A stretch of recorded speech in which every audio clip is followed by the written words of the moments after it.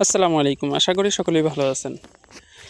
আজকে ফজরের পরেই আব্বু বলতেছিল যে করলা ক্ষেতের প্যালাগুলো দিতে হবে, মাচার যে 2 সাইডে প্যালাগুলো দেওয়া লাগে সেগুলো দিতে হবে। তো আমরা প্যালা দেওয়ার জন্য আমাদের বাড়ি থেকে বাঁশ নিয়ে আমরা চলে যাচ্ছিলাম। আর রাস্তাঘাটের অবস্থা তো দেখতেই পাচ্ছেন কী অবস্থা। এই অবস্থায় রাস্তাঘাটের অবস্থা নিয়েও আমরা বাঁশগুলো মাথাত করে কাঁধে করে নিয়ে যাচ্ছিলাম চরে।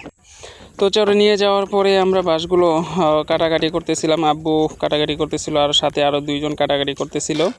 আর আমরা এদিক দিয়ে করলা ক্ষেতের বর টানতেছিলাম, 2 সাইডে যে নিচে দিয়ে বরগুলো টানা হয় সেই বরগুলো টানতেছিলাম।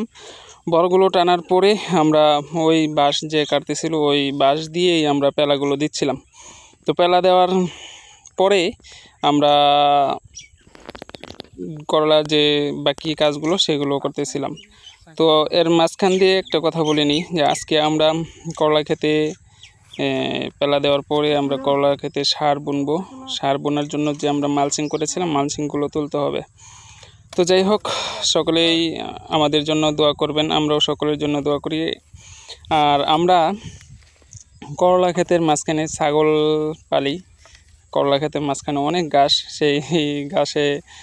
সেই ঘাস দিয়ে আমাদের ছাগলগুলো পেট ভরে যায়। আমরা ছাগলগুলো ছেড়ে রাখি বা বাঁধিয়ে রাখি আমাদের করলা গাছের নিচেই।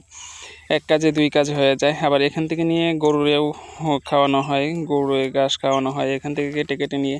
তো সবগুলো কাজ একসাথে হয়ে যায় আলহামদুলিল্লাহ। তো যাই হোক, সকলেই আমাদের জন্য দোয়া করবেন, আমাদের কৃষি প্রজেক্টের জন্য দোয়া করবেন, আমাদের ফসলাদি যেন ভালো দামে বিক্রি করতে পারি সেই জন্য দোয়া করবেন। তো করলা খেতে মাচা দেওয়ার পরে প্যালা দেওয়ার পরে একটু টমেটো ক্ষেতের পর্যবেক্ষণ করতেছিলাম। টমেটো খেতে হাঁটতেছিলাম, দেখি টমেটো আলহামদুলিল্লাহ মাশাআল্লাহ অনেক ভালোই বড় হয়েছে। টমেটো ক্ষেত অনেক ভালো সুন্দর হয়েছে এখন পর্যন্ত, এবং টমেটোগুলো ধরতেছিল। এই প্রচুর রোদের মধ্যে আসলেও কাজ করতে অনেক কষ্টই হয়।